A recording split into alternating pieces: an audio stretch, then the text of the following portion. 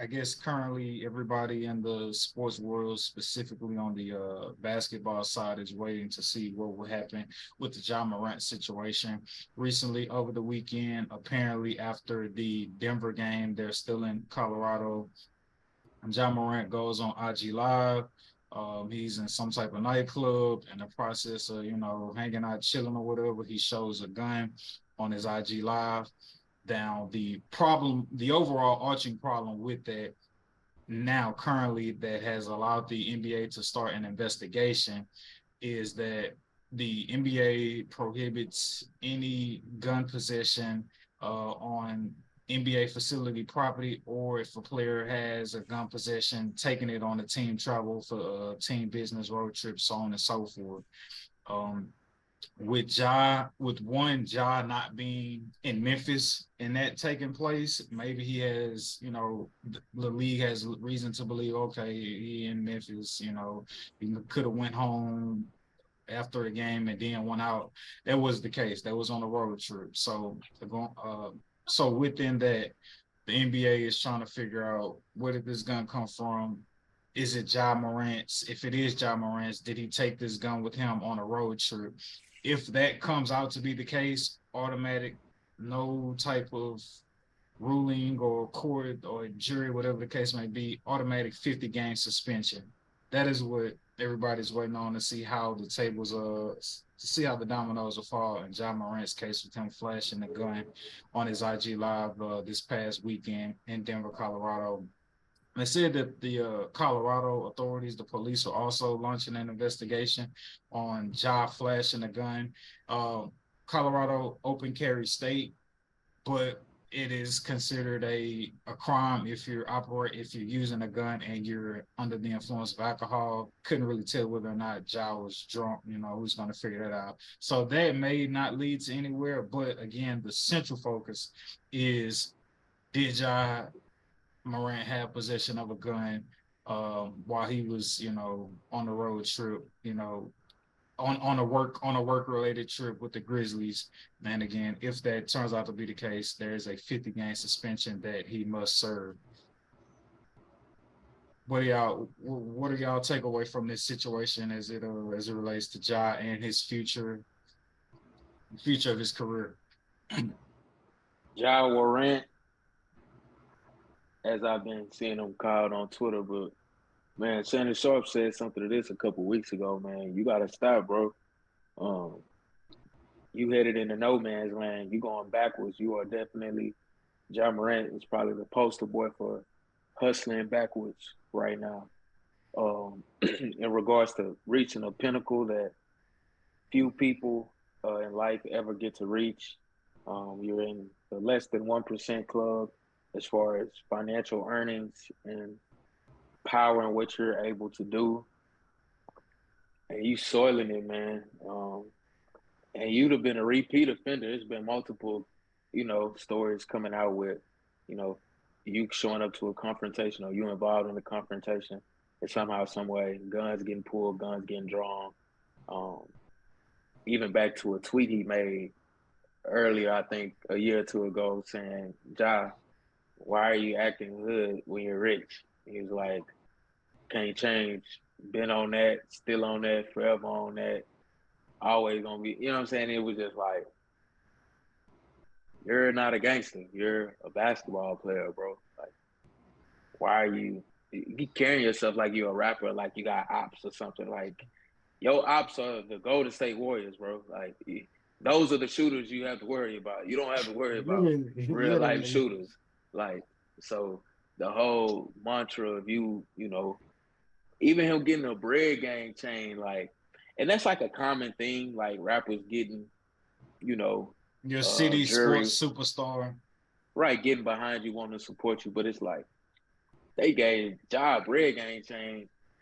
He think he Sticey, bro. He think he big 30. It's like, man, bro, it's cool to be you, dog. Like, I don't know who you got around you, but like, definitely check your circle because they helping you hustle backwards right now. If anybody telling you that you wrong, so before y'all jump in, so I wanted to also add a little bit of backstory. So we have this situation with Ja Morant flashing the gun on his IG live this past weekend. That is a culmination of recent events that have started back in the summer that's led up to this moment. They may give people a sense of like where there's smoke, there may potentially also be fire, right? So July of this past summer, it was reported that John Morant's mother had got into it with an employee at a mall in Memphis. Her getting into it with that employee led to John Morant and company and his partners getting into it with mall security in the parking lot. John Morant mentioning statements in the police report saying he want to know what time the security guard get off work, all that type of stuff. It was also said that somebody had pushed the security guard, but no arrests, no charges were made from that incident. So that's your first incident that happened this past summer. Not long after that incident, then another police report comes into play where a 17-year-old kid is playing basketball at Ja Morant's house. They had an exchange where the kid had reported in a police report that he seen Ja Morant go in his house, grab a gun, and this is after him and Ja Morant had an exchange on the court where the kid said Ja threw the kid the ball, hard, and the kid thought maybe Ja was trying to punk him, so the kid threw the ball back at Ja equally as hard or whatever, and the ball slipped through Ja's hand and hit him in the face, and that's what then. Well, forgive me. Before Ja went to go get the gun, after the kid threw the ball and Ja couldn't grab it, and the ball hit Ja in the face, Ja then proceeded to square with the dude, hit him in the jaw, and and then one of Ja's friends ended up ganging up on the kid as well. And then after that, it is said the kid forgive me, Ja proceeded to go in the house, grab a gun. He didn't draw the gun on the kid or whatever the case may be, but that is what was in a police report. That was he say, she say from that incident. No arrests were made or anything like that. I believe before, I guess it went further. They said it was a sealed situation, so not too many people could get much of information after that. So that's the second incident.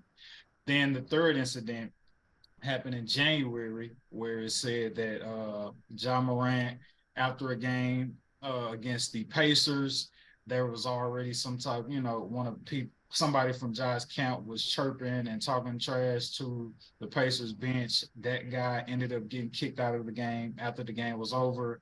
Ja meets up with his crew. Him and his crew get in a car. They make their way towards where the Pacers team bus is, and somebody from the Pacers camp in the bus says that they seen a car, black Suburban pulling by, and the car flashed a laser towards the bus, which gave people reason to believe that what type of laser is this? Is this a beam on a gun? Nobody could. NBA launched an investigation, could never really truly gather true evidence or substantial evidence to say whether or not the beam or the laser was attached to a gun or not. That swept, I wouldn't say swept under the rug, but that proceeded to go nowhere, no charges, arrests, anything of the like in that regard. And then after that case, that's the third situation. Then the fourth case, here you have now Ja flashing a gun on his IG live. So I just wanted to provide, those sequence of events leading up to where we are now. Dacia's Black Peace. How do y'all feel about current situation at hand with those facts? I mean, I feel like I got a whole monologue. So Dardell, you can go ahead. Well, I'm gonna go a little bit left with my answer about it because it's something I think you kind of missed, but I don't think it kind of falls into place. There was a team meeting that same day, and then he went out to the club, which shows like to me the leadership in that organization is poor. Of course, people have make their own decisions with their own personal lives, outside the court. But you have a good leader inside that, inside the locker room, it makes a big difference. You can help keep your teammates out of trouble. You can help guide, with a little bit of guidance, this and that. Nobody on the Grizzlies roster that I know of it has seniority and experience and enough power to really just influence the other players. I say one of the OGs. I can't really think of any of the OGs to be Well, honest. I'm sorry, Steven Adams. If I'm not that's mistaken. who called the meeting that you were referring to, And Stephen and Adams. and and for Steven Adams to be the leader, I feel is a little bit swayed because he is the foreign one in the box. He is the odd man out. So I just feel like that team is in lead of Not some even though. serious He yes just and as no. I young. mean, He's just as young as everybody else, and that's the problem. They don't have a real vet in the locker room, and I think they were alluding to that. And I think that's what I'll you were say alluding to. 50-50. Like they don't have a guy that's 30 plus in the locker room. Yeah. They don't have a Age 30-year-old and on the just team. that barrier too. Because he's been in positions where he's been on a championship team and know how to get there. But if nobody really just takes you serious enough and you can make that impact, it doesn't matter. You're gonna be in through one ear and out the other. We're gonna listen to Dylan Brooks, who just got suspended. We don't listen to that guy. Yeah, so Stephen Adams is 29, Dylan Brooks is 27. If I could be wrong, I want to say he got traded. Danny Green, who's 35. I want to feel like Danny Green got traded recently. The one guy who I Um, personally feel like would have gave them a little bit of more maturity is gone, and I wonder why. If he is gone, Right, yeah, Danny Green is gone. He got traded to the Cleveland Cavaliers. So the oldest guy you got on that team, which is Steven Adams, trying to be a veteran himself, he's 29 years old, and then Ja is 24, 23. Yeah. Excuse me. Ja's 23. So I might actually be a Ja Morant fan after all of this because let me tell you how it started. So when he was a rookie and he was starting off, this before he knew he was it, right? He had to prove himself. He got rookie of the year. You know what I mean? So he started flexing. Everybody started seeing who he was now. Then he got on. And so now he on and now he like kind of like the face of the Memphis Grizzlies, right? But this is what happens when you got like a young boy culture, right? Because you got this young guy now who you making the face of your franchise, and he plays good basketball for sure, but who he is for real is not ready to be a leader of a team, is not ready to be all the way in the position that he's in now. As far as accolades, as far as being the face, as far as being a likable guy, he checks all those boxes. But as far as personally, like mentally, like who he really is, like it's clear he's really a young little nigga, little gangster out here. Still has that. What's up? Uh, finish. That's something I want to share, but finish. You was headed to what I want to add to, but keep going, keep rocking out. So the reason I say that is because like all of this stuff has been happening, and it's like, Ja, you're gonna realize that you're the man and you have the sweetest spot. You have the spot that everybody wants to have, and all you got to do is fix your personal stuff. Or are you gonna be like everybody? Are you gonna be like others who had their time, had their spot, and they squandered it? You know what I'm saying? Because we all looking at you. We all love you. We all want you to be it because you look promising on the court. You're a likable guy. We like your dad. You know what I'm saying? But the way you got these Grizzlies moving, you got these Grizzly moving like y'all little thugs and y'all not really trying to play no ball for real. So what's it gonna be, gentlemen? And so that's how like now. So with him coming out with the statement of I'm gonna go work on my mental health, you know what I'm saying, I've been tripping. It's like, okay, well maybe I might actually, maybe there might be hope for Ja Morant and he might actually be the one. He might actually do it and just be able to just course his career out with just being that dude for the entire time instead of us having to hear about you with anything other than basketball. So, Go ahead, bro. oh, all right. So, Ja's statement after the situation: I take full responsibility for my actions last night. I'm sorry to my family, teammates, coaches, fans, partners, the city of Memphis, and the entire Grizzlies organization for letting you down. I'm going to take some time away to get help and work on learning better methods of dealing with stress and my overall well-being. And you talk about him talking about finding better ways to deal with his stress. That's mostly what stood out to me just in terms of more money, more problems. Ja Morant just signed a 5-year, $192 million extension, like rookie extension. So it's just like y'all done gave me the keys to the city. Like, you know what I'm saying? So that Been in also, Memphis for a long time, bro. It go down in Memphis. bro, you hear me? So I mean, got the 5 year I got 100, family in Memphis here, so right? So yeah, so coming off his rookie contract, gets the extension, 5 years, 190 plus million. Then on top of that, he got the Nike deal. Then he got the Pirate contract. So he probably feeling, you don't know what he's going through, but I feel like there's some validity to him trying to find better ways to just deal with whatever stress and pressures he He's has. 24, bro.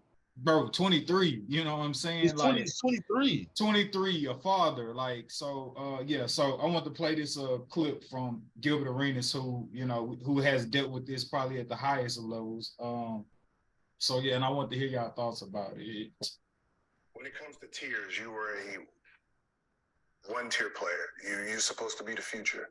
And then this is just real reality, because no one's gonna tell you this. You are number one. You, Luka, Tatum, all that. They have now bumped you to tier 2, tier 3. No matter what you go out there and do, moving forward for at least the next 3 years, you're going to be behind those players because of the image. You're going to have to really sit back and like re-image yourself. Unfortunately, it's just one of those things where you want to be mindful, but you still have to be a little real. If you don't get voted in the All-Star game, those coaches are gonna look the other way. I mean, a lot of things are gonna happen no matter how good you play. So, it's one of these things where for the next 3 years, you're really gonna have to duck your head and just play basketball, still keep your same personality, and not get in trouble for you to get back to who you were 3 weeks ago or 2 weeks ago before any of this started. So, and I just want to. And here's the last. I can tell you this, and this is going to sound like real brutal. The last step before crossing that finish line of image changing is he's going to have to cut his hair and become clean, look ungangsteristic, looking so far away from the music that they think he's mimicking, or Memphis. Yeah, so more Demetrius than Ja. Yeah, it's like putting on a gangster putting on a suit. Yeah, you know what I mean. They want you to, it's like when a gangster rapper goes on the court and he has a suit on, got the glasses to try to look, presentable, and that's with their definition of presentable. Yeah. No, I mean, look, and that's just the harsh truth.